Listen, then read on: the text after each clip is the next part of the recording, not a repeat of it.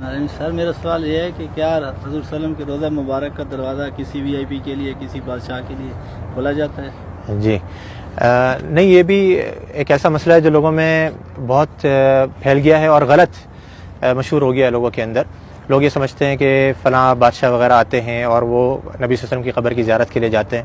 آپ کو عمومی طور پہ میں خلاصہ بتاؤں کہ یہاں کے بادشاہ بھی نبی صلی اللہ علیہ وسلم کی قبر کی زیارت نہیں کر سکتے ہیں، قبر کی یعنی کہ قبر تک نہیں جا سکتے ہیں۔ صحیح، ہم بھی جو جاتے ہیں، آپ نے دیکھا ہوگا ہم کہاں تک جا سکتے ہیں؟ جو جالی لگی ہوئی ہے، جالی یہ کس نے لگائی ہے؟ جالی یہ سعودی حکومت نے لگائی ہے، یعنی کہ پرانے زمانے میں جالی نہیں لگی ہوتی تھی۔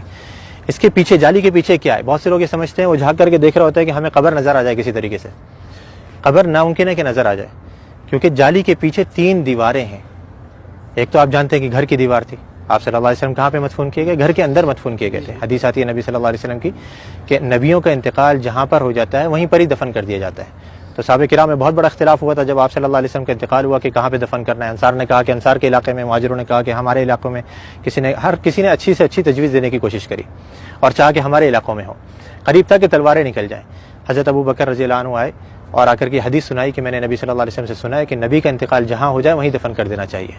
تو صحابہ کرام یہ تھے کہ جو ابھی جنگ چھڑنے والی تھی فوراً تلواریں اپنے بند کر دی گئیں، اور ساری ہمارے درمیان میں بھی یہی ہونا چاہیے کہ جب حدیث آ جائے تو ہمارے درمیان کسی بھی قسم کا اختلاف ہو وہ فوراً ختم ہو جائے۔ تو آپ صلی اللہ علیہ وسلم کو دفن کیا گیا کہاں پر؟ دیکھا گیا کہ آپ کا انتقال ہوا ہے حضرت عائشہ کے گھر کے اندر۔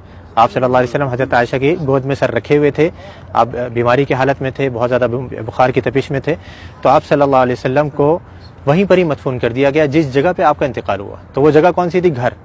اب گھر کی ظاہری بات ہے 4 دیواری تھی، 4 دیواری کے باہر کچھ عرصے کے بعد پرانے زمانے میں ہی ایک اور دیوار بنائی گئی جس کے 6 کونے تھے، 6 کونے، یعنی کہ عام طور پہ 4 کونے ہوتے ہیں نا گھر کی دیوار کے، اس کے 6 کونے بنائے گئے تھے۔ یہ 6 کونے کیوں بنائے گئے تھے؟ پیچھے کی طرف سے، قبلہ بھی اس طرف ہے، جنوب میں، مدینہ کا جنوب میں قبلہ ہے، گھر ادھر ہے، گھر کے پیچھے کا جو علاقہ ہے وہاں پہ تیکون بنایا گیا تھا۔ جو دیواریں ہیں وہ تیکون کر کے بنائی گئی تھی۔ کیوں تیکون بنائی گئی تھی؟ تاکہ کوئی شخص جب نماز پڑھے تو اس کی سیدھ نبی صلی اللہ علیہ وسلم کی قبر کی طرف نہیں ہو، ادھر کوئی نماز نہ پڑھ سکے، تاکہ آپ صلی اللہ علیہ وسلم کی قبر سامنے نہیں آئے نماز کے درمیان میں۔ کیونکہ نبی صلی اللہ علیہ وسلم کی حدیث یہاں پہ لکھی ہوئی، آپ نے بورڈ پہ پڑھی ہوگی کہ آپ صلی اللہ علیہ وسلم نے قبرستان میں یا قبر کی طرف رک کر کے نماز پڑھنے سے منع کیا ہے۔ تو وہاں پہ یہ دوسری دیوار بنائی گئی۔ اب 2 دیواریں بنی ہوئی ہیں، تیسری دیوار ان دونوں دیواروں کے درمیان میں بنائی گئی، اس کے باہر نہیں۔ 2 دیواریں بنی ہوئی ہیں، ان کے درمیان میں یہ تیسری دیوار بنائی گئی۔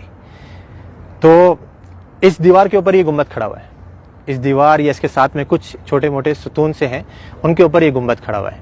یعنی جیسے میں نے ابھی تھوڑی دیر پہلے ذکر کرا تھا کہ جو اندر گھر کی دیوار ہے وہ تو کچی ہے، اس کے اوپر گنبد نہیں بنایا جا سکتا ہے، تو گھر کے باہر کی دیوار پر یہ گنبد کھڑا کیا گیا۔ تو اب یہ 3 دیواریں ہیں، یہ 3 دیواروں کے اندر جو پہلی دیوار تھی، سب سے گھر کی جو دیوار تھی، اس کے اندر پہلے زمانے میں ایک کھڑکی تھی، ایک دروازہ تھا، اور اوپر ایک روشن دان تھا۔ روشن دان وہاں سے ہوا ہے۔ کھڑکی اور دروازہ جو پرانے زمانے میں بند کر دیا گیا تھا، رہ گیا تھا روشن دان۔ وہ بھی کچھ عرصے کے بعد اس ڈر سے کہیں کوئی پرندہ اندر گر کر کے مر نہ جائے اور اس کی بسان بدبو وغیرہ اندر پھیلے، وہ بھی بند کر دیا گیا بالکل۔ تو اب کوئی اندر جانے کی جگہ باقی رہی؟ نہ دروازہ ہے، نہ روشن دان ہے، نہ کھڑکی ہے، تو بادشاہ بھی نہیں جا سکتے۔ ہاں اگر کوئی جن کو اللہ نے صلاحیت دی ہو کہ وہ دیوار پار کر کے اندر چلے جائے تو ممکن ہے، لیکن انسان نہیں جا سکتے۔ تو اب وہ جو لوگوں کو غلط فہمی ہوتی ہے وہ یوں ہوتی ہے، لوگ یہ سمجھتے ہیں کہ دیکھو ہمارے سامنے دروازہ کھولا گیا اور وہ بادشاہ صاحب یا فلاں وزیر اعظم جو اندر جا رہے ہیں، وہ جالی کا دروازہ کھولا گیا، وہ دیواروں کا دروازہ نہیں، وہ دیواروں کا دروازہ تو پیک ہے بالکل، اس کو یہاں کے بادشاہ بھی اندر نہیں جا سکتے۔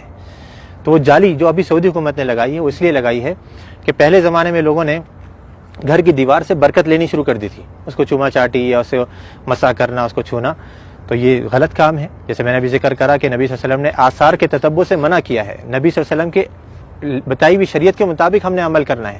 آپ نے کیسے سلام کرنا ہے نبی صلی اللہ علیہ وسلم کے اوپر، آپ وہ سلام کریں گے آپ کو اجر ملے گا، ثواب ملے گا۔ آپ نے جو سلامتی کی دعا کرنی ہے حضرت ابوبکر صدیق کے لیے، عمر فاروق کے لیے، اس پر اجر ملے گا، سنت کے کاموں پر آپ کو اجر ملے گا۔ لیکن دیواروں کی چوما چاٹی کرنا، یا جیسے بہت سے لوگوں کو دیکھا جاتا ہے مسجد نبوی کے در و دیوار کو ابھی بھی وہ اپنے رومال اتار کر کے اس پہ پھیر رہے ہوتے ہیں کہ اس کے اندر برکت منتقل ہو جائے، یا کوئی احرام کا کپڑا لایا ہوا ہوتا ہے، یا کوئی ٹوپی اتار کر کے اس پہ پھیر رہا ہوتا ہے، یہ سب غلط کام ہے۔ تو یہ پرانے زمانے میں جب شروع ہوئے تو اس زمانے کے جو علماء کرام تھے، لوگ کہتے ہیں نا یہ وہابی، تم تو اس زمانے کی پیداوار ہو، ہمیں بیچارے ہم وہابی کہتے ہیں، ہم تو اپنے آپ کو وہابی نہیں کہتے۔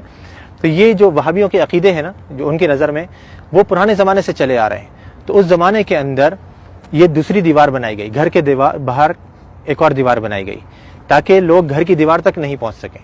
اب وہ کچھ عرصے تک نئی دیوار تھی، لوگوں کو معلوم رہا کہ بھائی یہ تو نئی دیوار ہے، کچھ نہیں کرنا یہاں پہ، لیکن آہستہ آہستہ پھر نئی نسلیں آتی رہیں، وہ سمجھے کہ یہ بھی گھر کی دیوار ہے، پھر علماء نے ایک اور دیوار بنوا دی۔ پھر آخر میں سعودی حکومت نے کہا کہ ہو سکتا ہے لوگوں کے ذہنوں میں یہ چیز رہے کہ دیواریں ہم بناتے رہیں گے تو سمجھیں گے گھر کی دیوار ہے، تو ہم جالی لگوا دیتے ہیں۔ انہوں نے جالی لگوائی، لیکن لوگوں نے پھر بھی نہیں چھوڑا، وہ جالی کو بھی چوما چاٹی کے لیے پھر آخرکار مجبوراً سعودی حکومت کو وہاں پہ پولیس والوں کو کھڑا کرنا پڑا یا حیا والوں کو کھڑا کرنا پڑا تاکہ وہ لوگوں کو سمجھائیں اور آرام سے بتائیں کہ بھئی یہ چیز غلط ہے، مسح جو ہے وہ آپ نے حجر اسود کا کرنا ہے، اس کو چومنا ہے، اس کو آپ نے مسح کر سکتے ہیں، یا اس سے پہلے والا جو رکن یمانی ہے اس کو آپ چھو سکتے ہیں، ہاتھ لگا سکتے ہیں۔ یہ گھر کی دیواروں کو یا نبی صلی اللہ علیہ وسلم کے روضے کو ہم نے ہاتھ نہیں لگانا ہے، بلکہ یہاں پر آ کر کے ہم نے آپ کے لیے ادب سے سلام پیش کرنا ہے، سلامتی کی دعا کرنی ہے، تو وہاں پہ کوئی نہیں جا سکتا۔